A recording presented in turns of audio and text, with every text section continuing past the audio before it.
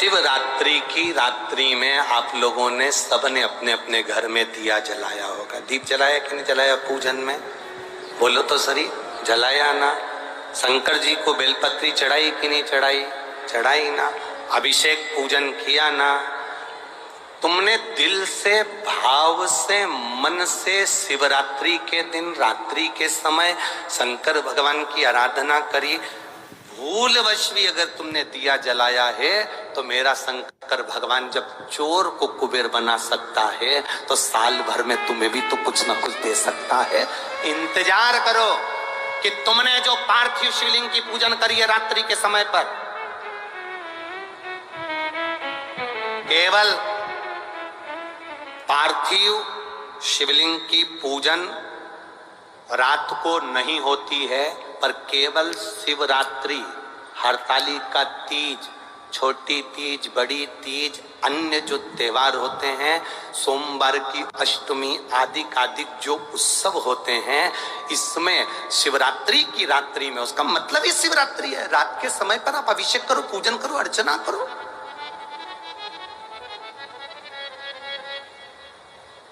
उसका काम शिवरात्रि, रात भर आराधना करिए, रात भर अर्चना करिए।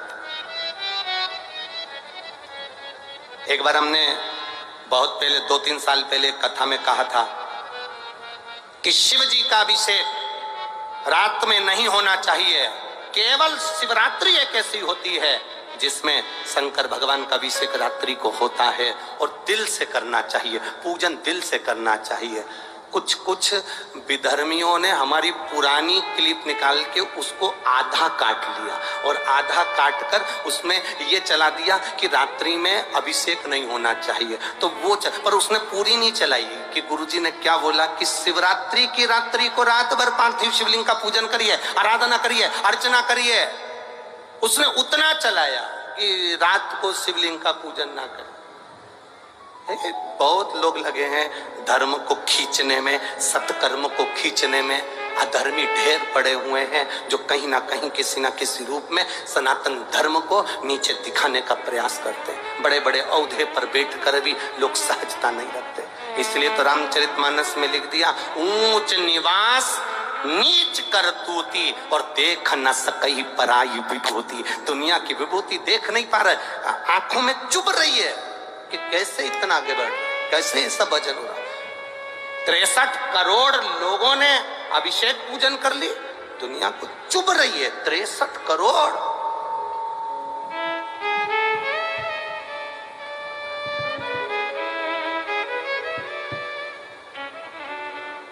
चुभ रहा है। और 63 करोड़ लोगों ने जो अभिषेक करा, ये शिव तत्व है, ये शंकर की उदारता, ये करुणा है, ये भगवान की भक्ति। यहां तो कितनी सुंदर बात कही, भूल से भी शंकर का जो गुणगान कर लेता है। एक भील की कथा आती है शिवरात्रि की, आप लोगों ने पढ़ी होगी भील की कथा। पेड़ पे चढ़ गया, हिरण को मारना था, बच्चों का पेट भरना था, मांस चाहिए था। पेड़ पे चढ़ा, पानी की छाजल, अब इधर छाजल जानते कि नहीं जानते मैं नहीं मालूम, कपड़े की बनती थी, मोटे कपड़े की छाजल जिसमें पानी भरा था, ठंडा पानी रहता था। कपड़े की छाजल लेकर ऊपर चढ़ा, पेड़ पे टांग दिया, चढ़ गया ऊपर। हिरण का इंतजार कर रहा है कोई मृग आ जाए, उसको मारूंगा, बच्चों का पेट भरना, बच्चे भूखे।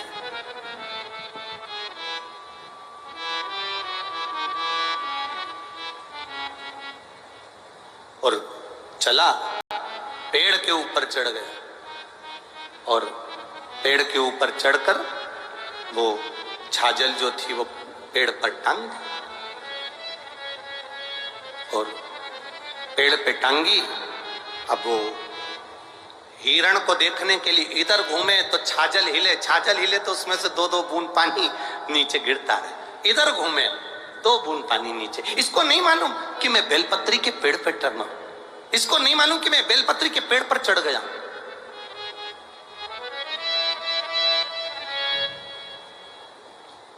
इसको मालूम ही नहीं, बेलपत्री के पेड़ पर चढ़ाऊं उसको नहीं मालूम, उसको स्मरण में। और नीचे एक शिवलिंग था, बस ठीक है, नीचे एक शिवलिंग था। बेलपत्री गिर रही थी, बूंद बूंद पानी नीचे गिर रहा था, शिवलिंग पर पड़ रहा था। रात्रि के समय पर उसको नहीं मालूम कि शिवरात्रि है और भोले बाबा प्रसन्न होकर प्रकट हो गए।